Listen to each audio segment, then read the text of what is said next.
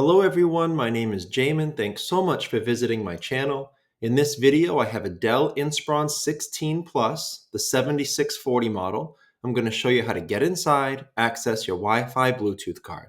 So first thing, power down your computer through the start menu. Make sure it's off and unplugged from your charger. We're then going to flip it over to access our bottom case screws. Now this bottom case has 8 screws.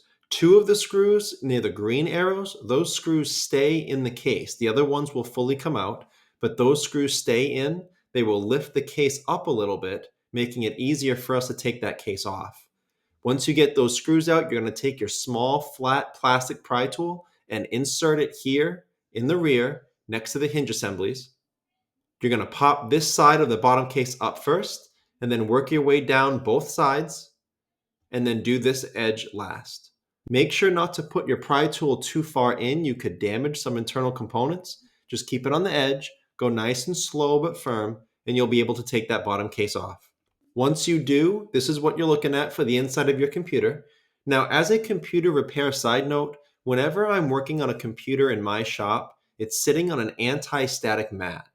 Either that or an anti-static bracelet are great ideas to avoid damaging anything in your computer when you're working on it.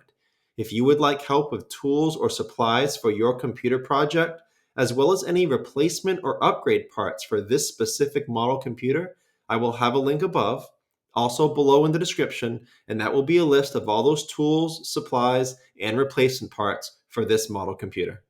Now, before doing anything in a computer, it's always wise to remove or at least unplug the battery. Computers are safest to work on when as little power as possible is running through them. This is your battery right down here along the bottom of my screen.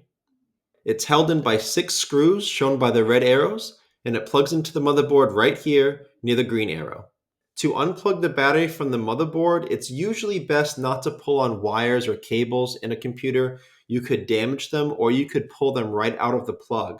So it's generally best to just manipulate the plug itself. This one did have grips on either side that you could grip with your fingernails or a pry tool to remove. But because it was so close to the battery, I did have to unscrew all the screws first, lift the battery up a little bit and out so I could get some room to wiggle that plug out of that port. Your Wi-Fi card is right here near the center of your computer. It's held down by a single screw here. After you remove that screw, this metal bracket will come off and you'll be able to pull the Wi-Fi card out of this port. Keep in mind you will have the antenna cables right here, the antenna wires. Those are just snaps. Those snap directly onto the Wi-Fi card. So to take them off, you just pull directly up and off and those will snap off. In order to get them back on to the Wi-Fi card, they do need to be at a perfect 90-degree angle, and you are strong enough to damage them if they're not at the right angle and you try to force it. So just be patient. It could be a little bit of pain in the butt if you're not used to it, but be patient, play with the angle, and you will be able to get those back on. If you are trying to replace your Wi-Fi card yourself, I will have all the Wi-Fi card details below in the description. But keep in mind, I will also have a replacement option for you below in that link I told you about with all the replacement parts for this model computer. As a side note, if you're replacing your Wi-Fi card because you can't access your Wi-Fi options, that's usually not a Wi-Fi card problem. If that's your issue, if that's why you're here, you can't access your Wi-Fi options, you can't get them to come up, I will have a video link above. Also below in the description, it will be a tutorial showing you how to correct that problem, which is usually a system driver issue.